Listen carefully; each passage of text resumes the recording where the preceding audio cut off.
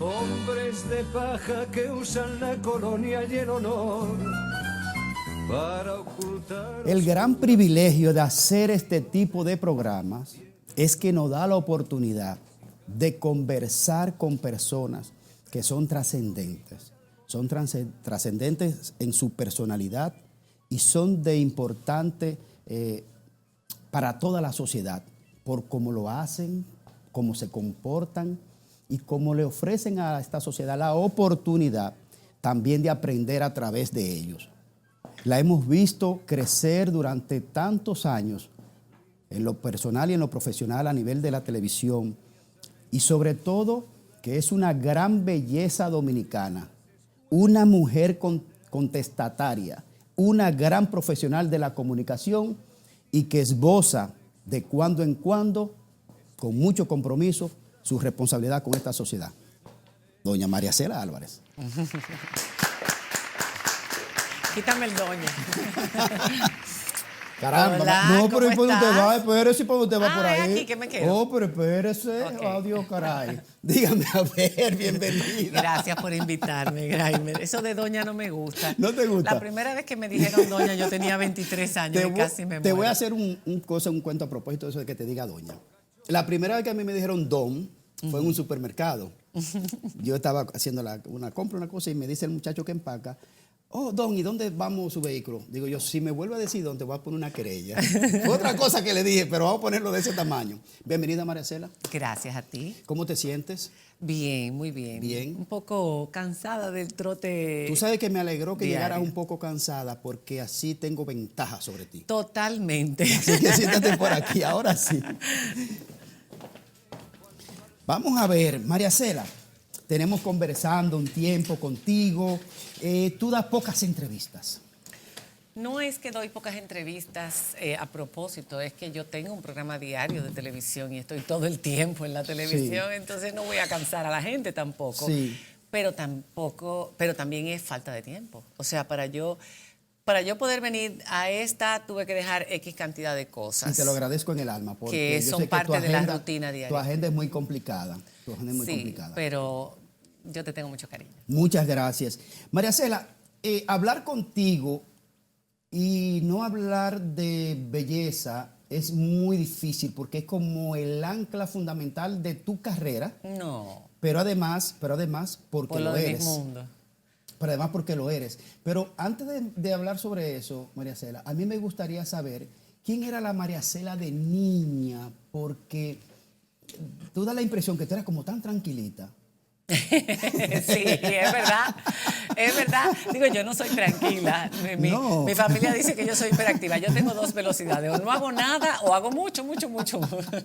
Pero Y eso de niña, yo me imagino esa muñequita tan linda, tan querida. De niña yo fui, o sea, era hija de viejos, como dicen, porque mi mamá tenía 40, mi papá 45 cuando yo ¿Cómo? nací.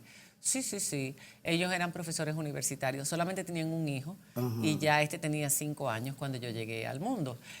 Casi ni llego, porque Ajá. tampoco estaba planificada. No, tampoco. No, los mejores hijos. Fue un golpe de suerte. Digo, Dale. Los mejores hijos. así le pasa al más chiquito de los míos, que tampoco estaba planificado. Y esos son los que tienen más Ay, ventaja ay, sobre ay, los ay. demás. Casi pasan a ser papagüeros los padres.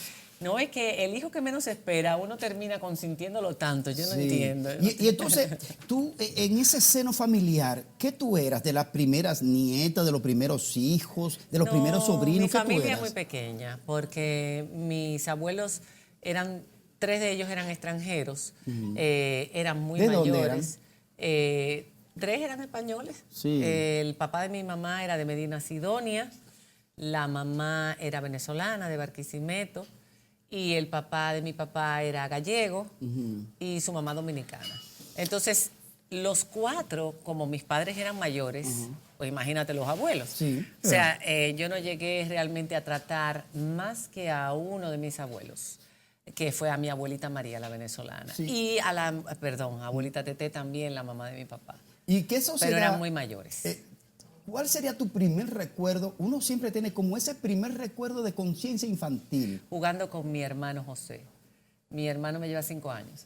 Era mi compañerito de juegos cuando yo creo que yo era su muñeca cuando yo era pequeña. Y después que empecé a crecer ya como que empezó a hacer distancia, lógico, porque nos llevábamos 5 años. Entonces yo crecí muy solita en ese sentido. Sí. Mi mamá, aunque era profesora universitaria tiempo completo. ¿De dónde? De la UAS, Sí. ambos, mi papá y mi mamá. Papi llegó a ser vicerrector académico, era bacteriólogo, profesor en la Facultad de Ciencias Veterinarias.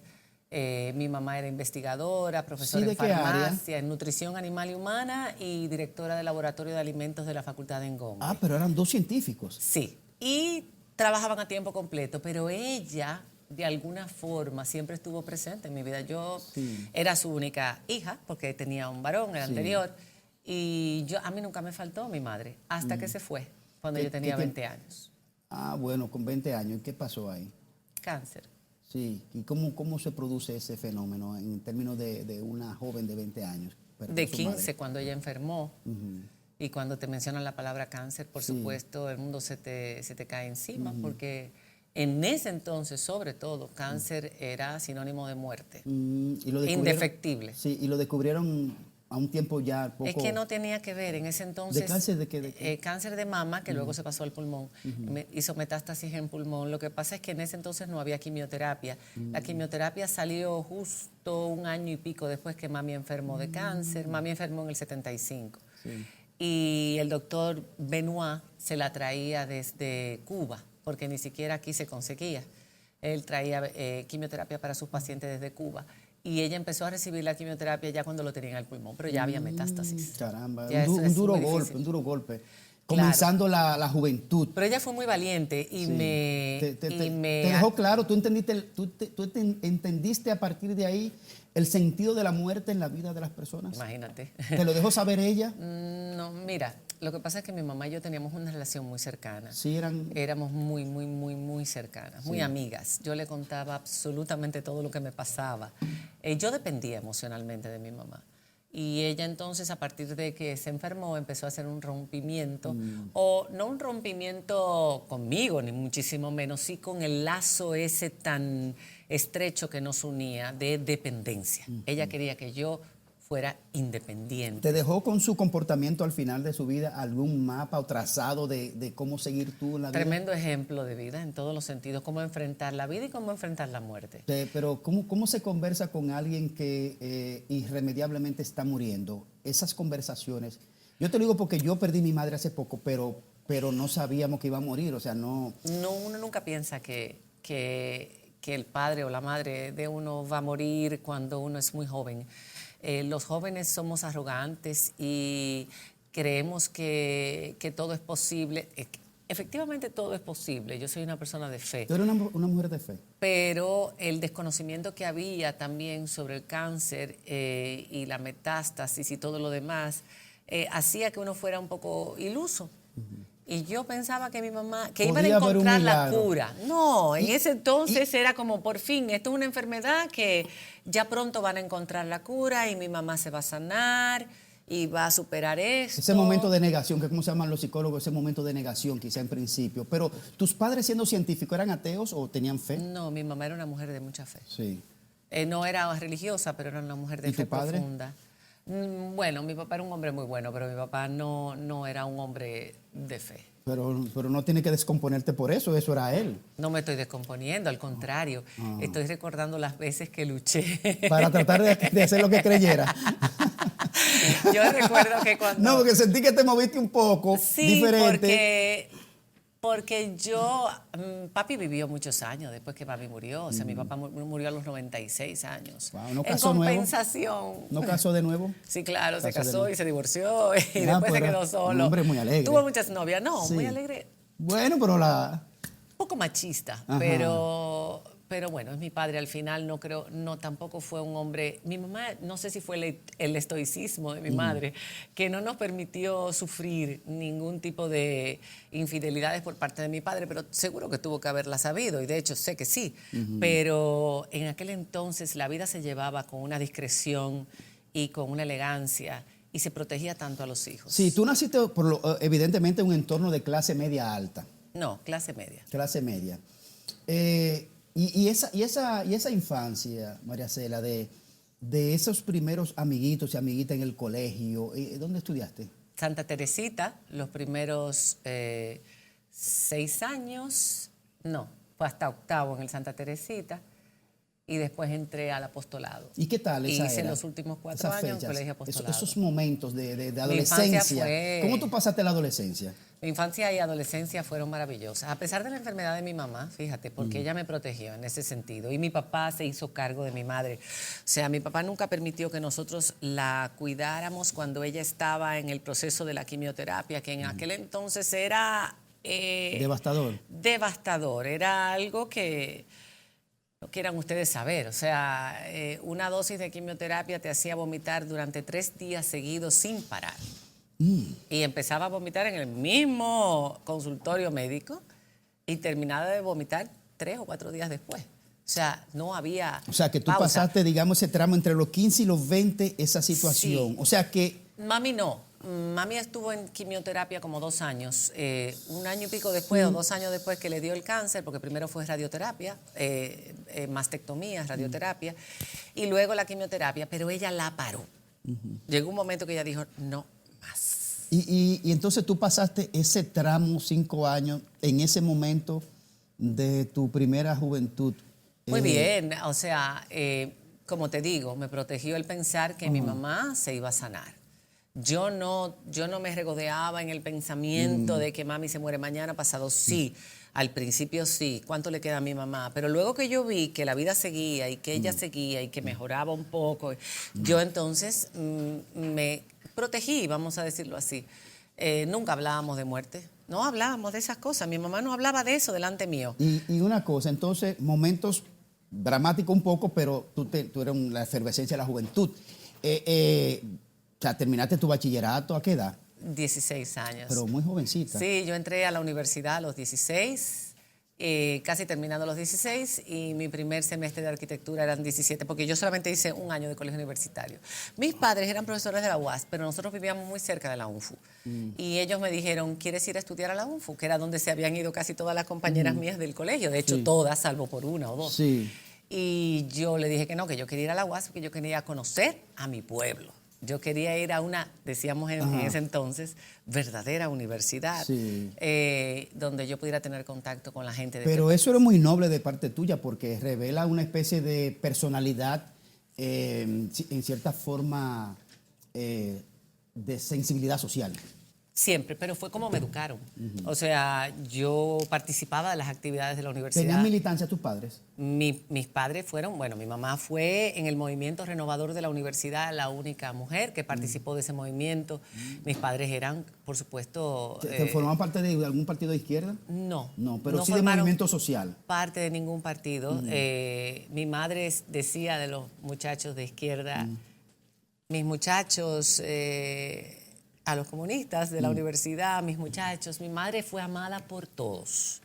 Mamá tenía esa capacidad de comprender, de amar, de trascender el tiempo. Mi mamá fue una persona de avanzada totalmente, con una mente brillante, hizo especialidad en los Estados Unidos en los años 40, 50, o sea, calcula tú. Una mujer de avanzada totalmente. Exactamente. Y mi papá fue un gran compañero para ella también, un hombre muy inteligente, muy capaz, un gran investigador. ¿Dónde tú descubriste que te podían gustar dónde tú pudiste descubrir que te gustaban los chicos? ¿En el colegio o en la universidad?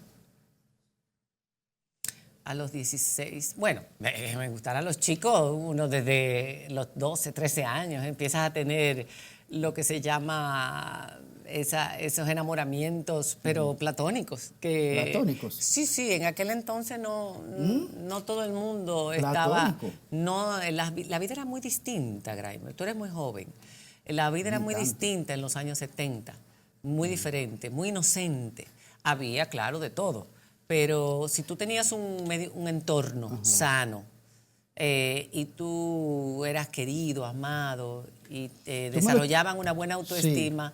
Pues no había que tirarse los brazos de nadie cuando tú no estabas lista. ¿Cuándo te tiraste los brazos de alguien? No, Vamos a la yo pausa. tuve mi primer novio a los 16. Retornamos en breve.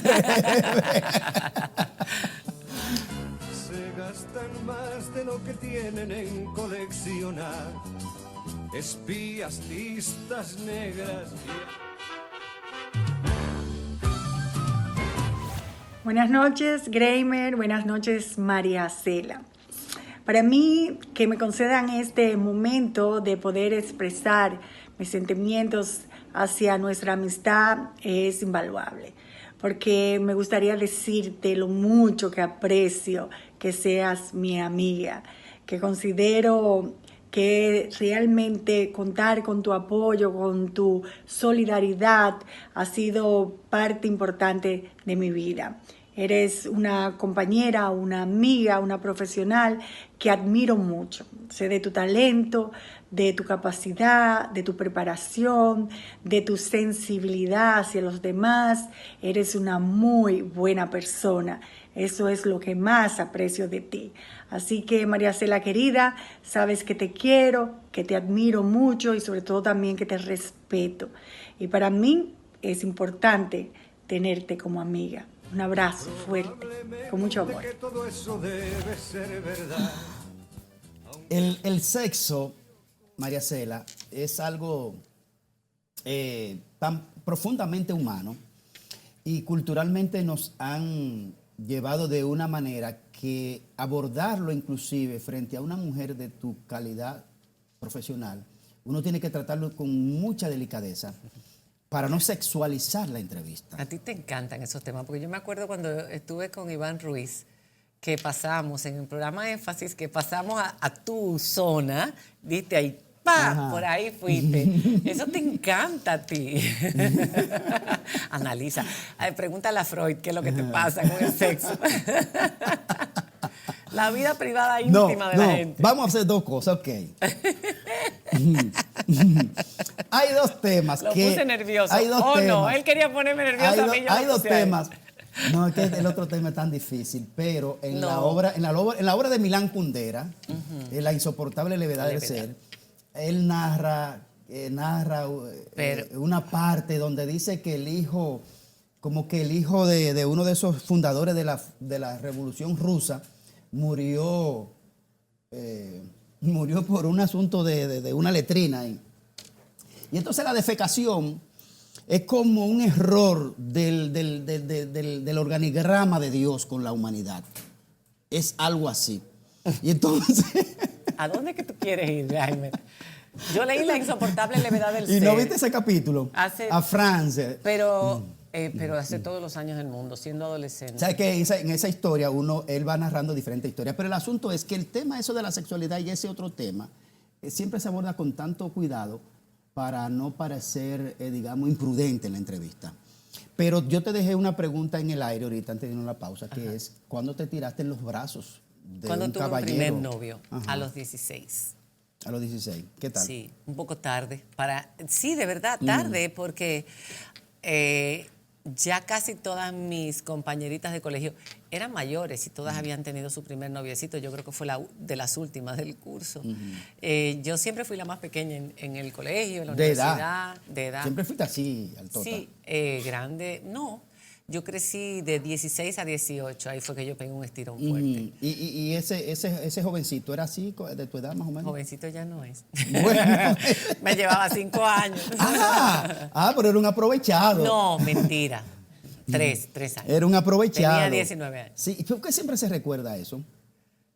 Tú supieras que yo no recuerdo mucho, no hablo mucho de los 20 hacia atrás en asuntos sentimentales, porque yo creo que es a partir de los 21 años que una como mujer empieza realmente a comprometer su alma en una relación, a enamorarse profundamente. Al principio es más los ojitos, la carita, la sonrisa, la simpatía, el bailar, Cierto, la emoción. Te enamoras, te Por enamoras. cierto, tú tienes unos ojos como muy vivaz, muy coqueto. ¿Yo? Sí. Ah, gracias. Sí, eso es una de tus herramientas, de tus armas. No, yo no sé si es un arma. Decía mi mamá cuando yo le le decía que por qué Dios no me había dado a mí los ojos azules de mi hermano, que yo hubiera sacado mucho más provecho de los ojos azules que mi hermano. Y ella me decía, mi amor, pero tus ojos, tú no te das cuenta, se ríen contigo. Es verdad, sí, no lo había visto tan de cerca como hoy.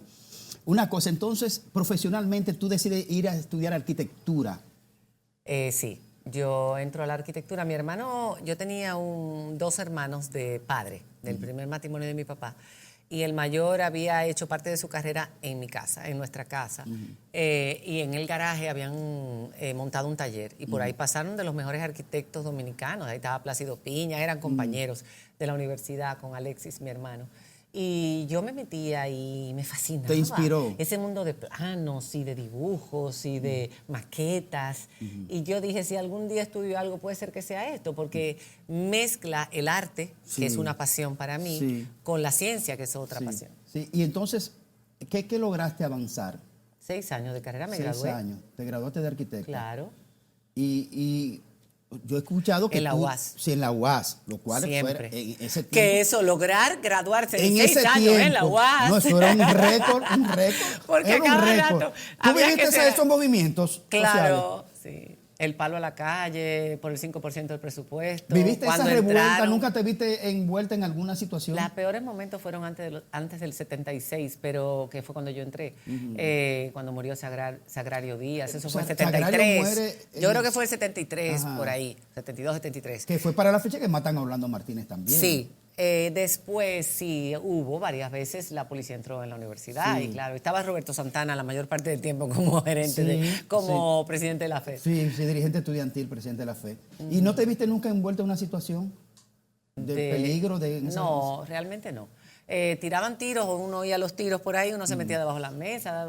Sí. Están tirando, te metes debajo de la mesa. Y entonces, ¿es Pero cierto, no, fue muy que como frecuente. arquitecta tú fuiste la diseñadora de la Torre Cristal? Sí, sí, sí.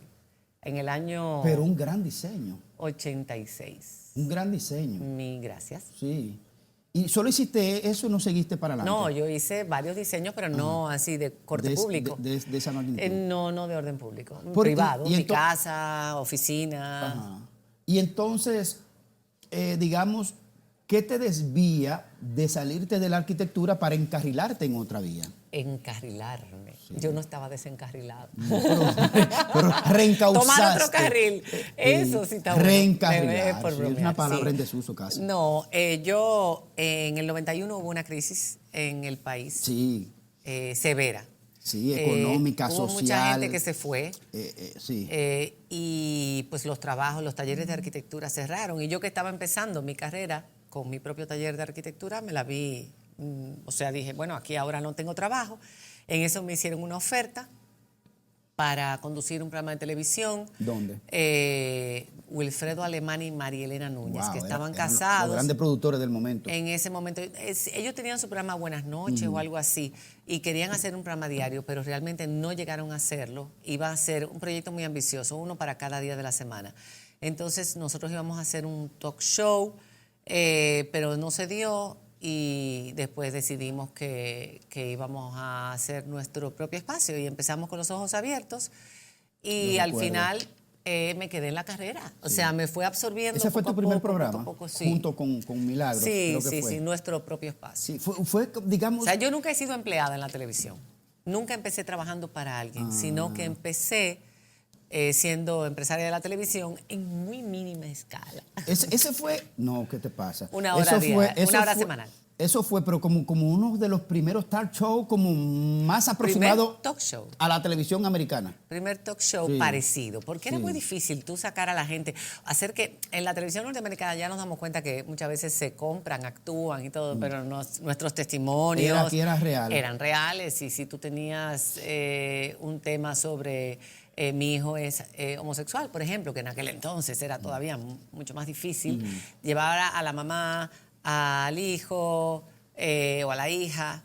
No era fácil, pero logramos programas tremendos porque la gente confiaba en nosotros, en la seriedad con que hacíamos y abordábamos los temas. Sí, no, y se hacía con mucha calidad. Yo lo recuerdo perfectamente.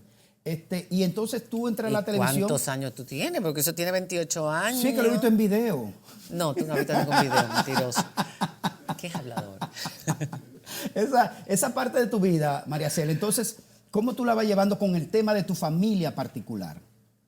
Bueno, yo tenía un programa semanal, no era diario. Entonces yo podía estar más presente en mi familia. Trabajábamos por la mañana y en las tardes ya yo estaba con mi familia. Y los días de grabación, pues sí, ese día sí. Y entonces, ¿qué tiempo separa entre Era eso? grabado además. Sí, ¿qué tiempo separa entre eso y tu participación en Miss Mundo? No, oye, eso había pasado hace mucho. Miss Lo de Miss Mundo. Mundo fue terminando la carrera universitaria. ¿Qué edad tú tenías? Bueno, ¿qué 22. edad no? 22. Ah, bueno, 22 Yo tenía años. 22 cuando gané Miss Mundo en el 82. Sí. Y yo me gradué, ese fue un año completo de viajes. Durante ese año, cada vez que venía a Santo Domingo, trabajaba en mi tesis con mi compañero de tesis y en el 84, cuando me casé, en verano, me gradué. Y ese recorrido por el mundo, de Miss Mundo, ¿qué implicó en tu carácter, en tu personalidad? Imagínate. ¿Cuánto transformó? ¿Qué puso? ¿Qué quitó? Me enriqueció mucho, me amplió las fronteras. Yo era una isleña que apenas había ido a Europa el año anterior con precisamente un congreso de arquitectura y había tenido la suerte de haber llegado hasta Polonia porque el congreso fue en Varsovia y entonces nos dieron un tour por Europa. Y después, como Miss Mundo, tuve la dicha de volver a Varsovia, invitada por el gobierno polaco, y hablar y presentarme en el mismo escenario donde yo había estado sentada escuchando las charlas magistrales del Congreso de Arquitectura. El Palacio del Ya se había Congreso. separado de la Federación Rusa, de la No, Unión de era República comunista. Socialista, todavía, Las ¿verdad? 2 veces que Sí. fui a Polonia era comunista. Y no había un miedo, en ese tiempo no era tan latente aún el tema de los caminos que podía tomar una chica joven en este tema de los concursos de belleza y todas las propuestas decentes e indecentes que se hacían. En ese entonces no era como ahora. No. Bueno, yo no sé ahora, porque tampoco estoy metida en los concursos de belleza y no sé. Yo te digo que la sociedad era más inocente, vuelvo e insisto. Las jovencitas eran más inocentes. Uno iba con la edad. No es como ahora. Ahora es producto de, por supuesto... O sea, no tuviste ningún percance en el proceso. La televisión, el internet, la misma situación de las familias, la desestructuración familiar, hace que los jóvenes tengan contacto con la vida, con la dureza de la vida, con la realidad de las cosas mucho antes. No, o sea, no que hubo en aquel propuesta indecente en ese entonces. entorno. Para nada. Ni Ramón Darío Cruz, que era el director. ni la droga, ni No, propuesta. para nada. De nada. En ese mundo no pero se ni veía a nada mí, de eso. ni a ninguna de las compañeras que participaron aquí, y en Londres menos. Había mucha seguridad, mucho menos. Entonces tú retornas de ese proceso y te casas, inmediatamente terminas. No, yo retorno. Bueno, sí, exacto. Yo me comprometí en julio del mismo año, en agosto. Yo conocí a Alberto en agosto, me comprometí en octubre. ¿Cómo se llama Alberto? Mi ex marido, Alberto del Pino. Me comprometí en octubre y me casé en enero. Yo volví de Londres en noviembre, a finales de noviembre, y me casé en enero. Y una mujer como tú, ¿cómo se da ese proceso de ese primer embarazo y parto? ¿Cómo lo vive? Totalmente natural, sin anestesia. Sí, Sí, pariste sin cesárea. Por tonta, porque yo me llevé ingenua. ¿Cómo Ajá. te digo? Yo siempre he dicho, es verdad que éramos una juventud más sana, pero a mí me hubiera gustado tener un poco más de no tigueraje, esa palabra a mí no me gusta, pero sí que no hay otra palabra que defina mejor eso que tigueraje. O sea, conocer un poco más la vida. Un poco más de experiencia. Pero ¿cómo decirlo? No Experiencia es muy fina. menos ingenuidad. O yo no sé si es que mi naturaleza es así, porque una de mis hijas hace un tiempo me describía así: mami es más ingenua de lo que todos ustedes creen. Y es verdad, yo creo en la gente, yo creo en la belleza de las cosas, yo sigo ¿Tú te sientes soñando. artista? En esencia, ¿tú te sientes artista? Soy artista, yo soy soñadora, yo soy romántica, esa es mi naturaleza. Entonces yo quería un parto lo más saludable para mi hijo, y en ese entonces había un método llamado LAMAS. ¿Cómo era que eso? era método sin dolor, en base a una respiración, al ritmo de las contracciones. Eso no es yoga casi. Yo estaba en Estados Unidos con mi esposo, que lo habían trasladado a Estados Unidos. No pude tomar las clases de Lamas, pero yo agarré un libro y me leí el libro y ya yo era experta en el método Lamas y yo dije que yo no quería anestesia porque además dónde pariste? la anestesia en aquel entonces era general y los niños nacían bobitos. Porque era en la espalda que le metían la No, anestesia. era general, la mujer dormía y los niños nacían medio bobitos, entonces yo quería que naciera de forma natural. Estuve pariendo como 2 días. 2 días en labor Se de me parto. rompieron todos los vasos capilares de la cara. Ay. El coxis se movió de sitio. Ay. ¿De cuántas libras nació ese muchacho? Nada, normal. El niño, y me tuvieron que poner pitocin porque nunca dilataba. No podía dilatar. No, Pero fue una tragedia casi. No, tragedia no, un parto. ¿Y Mira, entonces cómo tú volviste a parir? cuando alguien me dice, no seas cobarde, digo yo, mire, ¿Ya carajo, parido alguna vez? vaya a parir sin Con el anestesia y efecto hablamos más. español. Con el efecto más, ¿cómo era que se llamaba? La más. La más. La más se fue al carajo. Sí. ¿Y entonces cómo tú volviste a parir después de eso? 3 veces más. 3 veces más. Claro, pero ya Pero diferente. valiente. Muy diferente. Anestesia epidural y luego los últimos 2 ¿Y cesáreas. qué le pedía? ¿Que te cuidaran las rayitas del bikini? No. Es que no éramos así las mujeres en entonces. ¿Qué edad tiene tu niño más pequeño La cirugía o estética niña? ni siquiera, estaba empezando, estaba en ciernes. No había tanto culto al cuerpo. Los gimnasios empezaron a desarrollarse después de los 90. ¿Tú por qué No había naciste así, tanta vanidad. privilegiada? Porque tú naciste privilegiada. Yo hacía ejercicio. Yo fui bailarina de ballet clásico, bailarina de ballet moderno. Yo jugaba tenis. Ballet clásico cuando pequeña, ballet moderno. Sí, pero Siempre activa. trajiste tu caja de fábrica. No, Era cuestión de cuidarla un poquito. Siempre activa, delgada, de contextura. Sí, pero siempre activa, siempre desde pequeñita. Yo no puedo estar sin hacer ejercicio. ¿Y tú cantas? Sí, cantaba más antes. Sí. ¿Cuál es tu artista favorita? Son muchos. Hoy en día son. ¿Cuál, por ejemplo? Bueno, de los de ayer, de los de hoy o de los de antes de ayer. Vamos a hacerte uno de tu generación. Gilberto Ayer. Monroy. ¿Quién? Ay, por favor. Oye, Vamos, otro más cerca. Fernando Valadez. Santos. Pero tú estás loco. Leo Marini. No, mi amor, esos son más anteriores. Nosotros empezamos, yo empecé Chucho Avellané. Yo empecé con, bueno, Lucecita yo Benítez. escuchaba Lucecita, Lisette, Chucho, pero realmente yo me apasioné con la música con Serrat, con Silvio Rodríguez y Pablo Milanés. ¿Cuál? Yo a Manuel Serrat a los 16 años. ¿Tú te sabes alguna canción? Claro, todas. ¿Cuál, por sobre ejemplo? todo del álbum Mediterráneo, que sí, fue de su mejor completo. álbum. Yo recuerdo cuando yo lo entrevisté, yo tenía el álbum y yo lo entrevisté en los años 90, la primera vez, ya hacía tantos años de ese álbum, pero yo lo había conservado muchos años. Y era un álbum era una foto del Un LP. Mediterráneo. Un LP Sí, del Mediterráneo como con con un el rostro sol, de sí. Serrat Difuminado un difuminado poco. sobre Sí. sobre el océano, tú Sí. sabes, sobre el mar Mediterráneo. Sí. Entonces yo le hablé de ese álbum y él se quedó así como, wow, ella se acuerda. Lo que él no sabía era la otra parte. ¿Qué? No, de que tú te sabías todas las canciones. Claro que él se sabía, la gente sabe, los artistas saben cuando tú conoces. ¿Y cuál tú te gusta más de ese?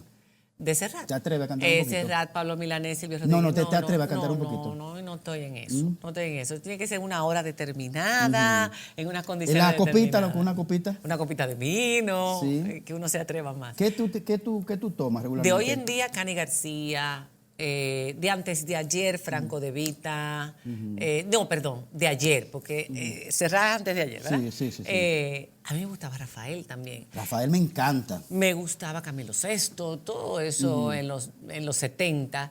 Y después yo entré también en la música norteamericana, con Furia y Pasión.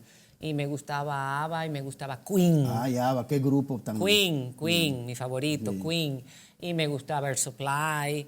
Y bueno, yo andaba con una bolsa llena de cassettes. No, del Supply yo era más me supo porque decía Here I am, the one that you love, The One That You Love. asking for another day. Bueno, ok, Graimer, ya. Nos vamos a la Graimer, pausa, ya, retornamos ya, en breve en Graimer. Casi Ok, gracias. Personal. Probablemente en su pueblo se le recordará.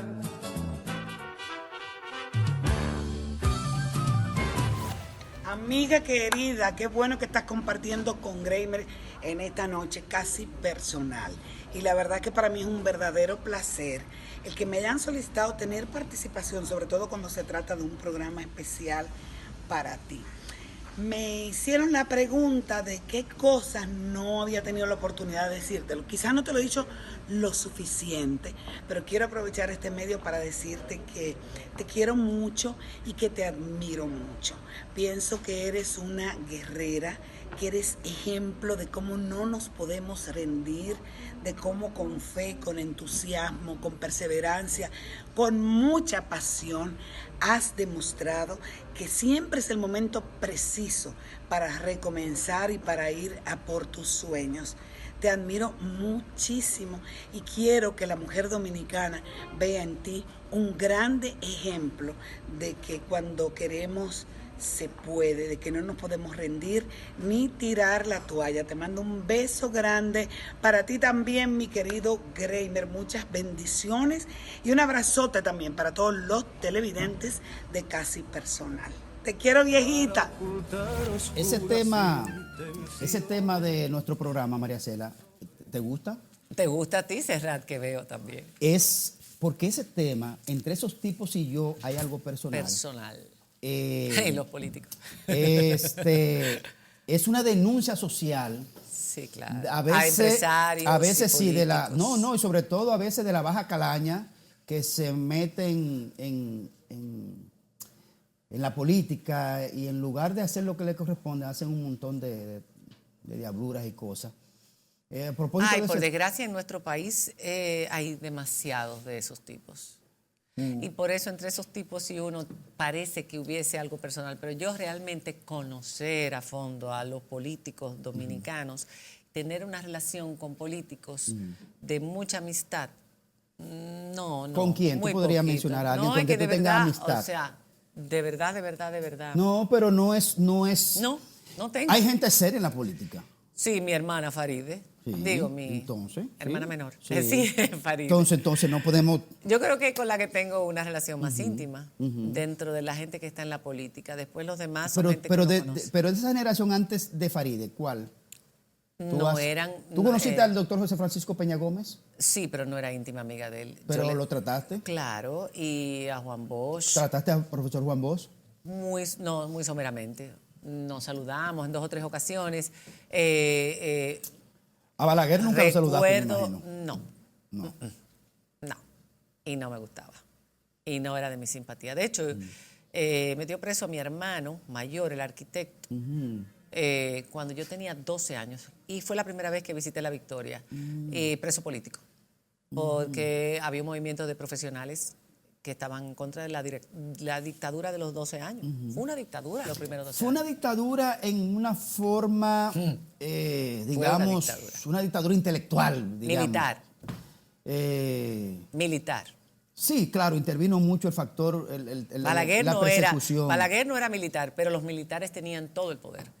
Y había un grupo de militares que se limpiaron a muchísimos jóvenes dominicanos. Hicieron una limpia tremenda. Sí. Y la banda Colorá, ¿tú te acuerdas de la banda Colorá?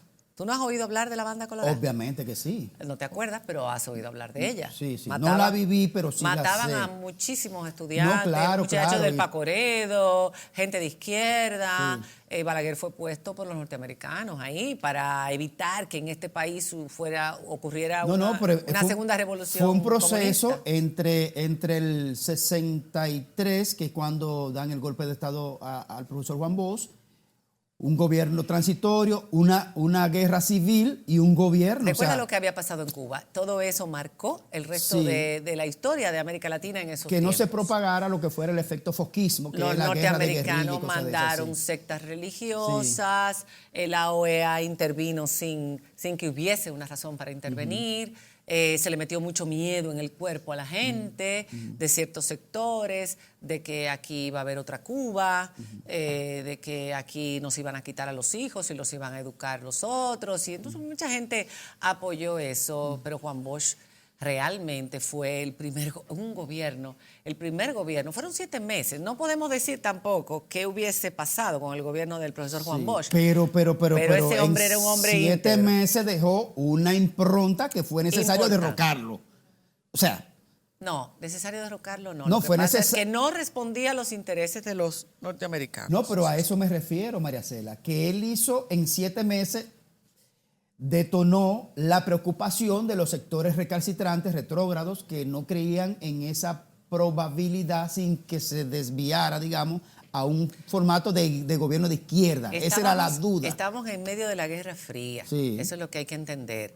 Las dos potencias, la URSS y los norteamericanos, en una guerra fría, donde en cualquier momento pensabas que podía pasar algo. Y de hecho todos hemos... Bueno, estaba la guerra de los misiles, fuimos presidente, la testigos, muerte de Kennedy, y fue todo muy testigos rápido. De todo lo que ocurrió, después entonces tener en el traspatio de tu casa bases militares de la potencia a la que tú estás enfrentado a nivel mundial y la amenaza constante de una guerra mundial.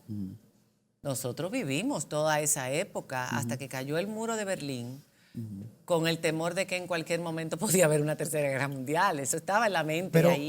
Pero tú tienes conciencia política y haces opinión política. ¿En algún momento te veremos militando en algún partido político? No creo. No lo sé. Yo no puedo decir de esta agua no beberé, no sé lo que va a pasar mañana. Pero yo no creo, tal y como están diseñados los partidos políticos y el sistema, la ley de partidos, ley electoral, una persona independiente, por ejemplo, yo no sirvo para estar en una organización que me digan lo que tengo que decir, que tenga que responder a unas líneas determinadas, hacer lo que los demás. Pero y aquí la política, para hacer política, tú tienes que pactar con muchas cosas con las que a mí me daría muchísimo. Pero entonces tú le estás diciendo a gente como Faride, que es tu amiga y compañera de trabajo. Faride pudiera estar, Faride debería estar. Pero Faride está en la política. Un paso más adelante. ¿Quieres que vaya más rápido? Pero ven acá, bien. vamos a ver, Faride no es una niña, tampoco. No. Faride no es una bebé. Y mira los... ¿Tú le estás diciendo vieja, Faride? No le estoy diciendo vieja. Te estoy diciendo que Faride primero tiene mucho tiempo ya. No tiene todo el tiempo, claro que tienen otros, pero esto no es cuestión de tiempo. O que tú me vas a decir a mí que los presidentes... ¿Cuántos años tenía Leonel Fernández cuando fue presidente? 42 ¿Cuántos años tenía? 42. Por eso, y muchachito. Jaime David, 39. Un muchachito. Jaime David no fue, era vicepresidente. Pero eran muchachitos. O sea, la política no necesariamente es para las personas ya de muchísima edad. Aunque también. Pero si un gobierno... Digo, la política es para todo el mundo, pero la presidencia... Pero vamos a entrar en un campo hipotético. Si un gobierno como el del PRM, digamos... Como tiene una posición tan crítica al gobierno... Yo no soy de ningún gobierno, al partido, de ningún partido gobernante. No, al que esté ahí. Y cuando suba el PRM, pues será al PRM. Pero si el PRM llegara al poder y te dijera, María Cela, nosotros necesitamos, por ejemplo, una mujer de tus calidades, por ejemplo, en el sector diplomático o en la Cancillería. Si lo están haciendo bien y yo no estoy trabajando en los medios de comunicación, lo podría pensar. Pero si lo están haciendo bien... Pero es comenzando el gobierno... No. Comenzando el gobierno y ganó el PRM. María Cela, mire, nosotros queremos que usted forme parte de este gobierno. ¿Y quién sabe cuándo va a ganar el PRM? Ajá. ¿Va a ganar el año que viene? ¿Va a ganar el año que viene? Bueno, ojalá que haya... De verdad. No, escúchame. Pero tú lo estás poniendo lejos. No, Graimer, escúchame. Ojalá haya alternancia de poder. Ojalá. No porque sea el PRM. Es el partido más fuerte en oposición al PLD. Pero necesitamos alternancia. ¿Tú dudas de que el PRD poder. pueda ganar? Yo siempre he dicho que el PRM. El PRD no va a ganar nada. Ya el PRD está asociado como un negocio al PLD. Porque eso es así. Eso es así. ¿Cómo que? Ay, mi madre, eso es así, esa es la realidad. Ahora, que el PLD suelte el poder cuando en un país como el nuestro, donde la institucionalidad es tan débil, donde se manejan los poderes desde el Estado, cuando se quieren hacer marrullas, cuando se quiere imponer criterios, a menos que la población salga así con una fuerza, como hicimos en el 78. Porque en el 78 yo me acuerdo que yo tenía 18 años y dijimos, se acabó Balaguer, no más dictadura, y salimos a votar en masa y quitamos a Balaguer. ¿Por qué la gente no se organiza así? Yo creo que cuando hay una situación crítica, económica o política donde tú estás viendo barbaridades todos los días, entonces la gente empieza a despertar. Mientras tanto, a la gente no le afecta tanto si el sistema económico se mantiene, si tú tienes oportunidades de trabajar y todo esto. A la gente no le importa tanto. Mira, hay países donde la gente ni se entera quién es el presidente, Sí, países sobre todo en los europeos, países que ni europeos. saben quién es, porque es una oficina que ocupa una persona cada cierto tiempo, pero como todo está tan institucionalizado, las cosas siempre funcionan bien. Y no es muy fácil para ti, desde la tribuna de los medios, solo plantear esas cosas y no involucrarte. ¿No es un acto un poco de No, irresponsabilidad? no es fácil, al contrario. Tiene un precio alto que pagar. ¿Cuál precio? Dejar de ganar mucho dinero y perder también, que son dos cosas diferentes. Ajá.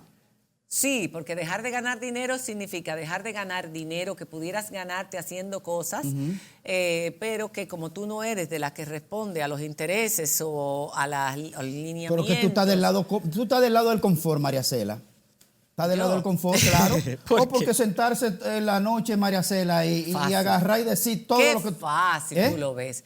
Tú sabes que hay que tener ¿Por qué agallas no te para comprometes hacer y eso? dices, no, yo voy a hacer esto y esto y esto? Pero es que si yo pudiera hacerlo, yo lo haría. Si yo pudiera mañana, sin tener que pactar con un montón de cosas, hacer cosas por mi país, yo las haría. ¿Y si te ofrecen la senaduría pero del es que, ¿qué distrito? hace un senador? ¿Cómo que ¿Y si te cambia? ofrecen la alcaldía? Ay, no, deja eso, suelta eso.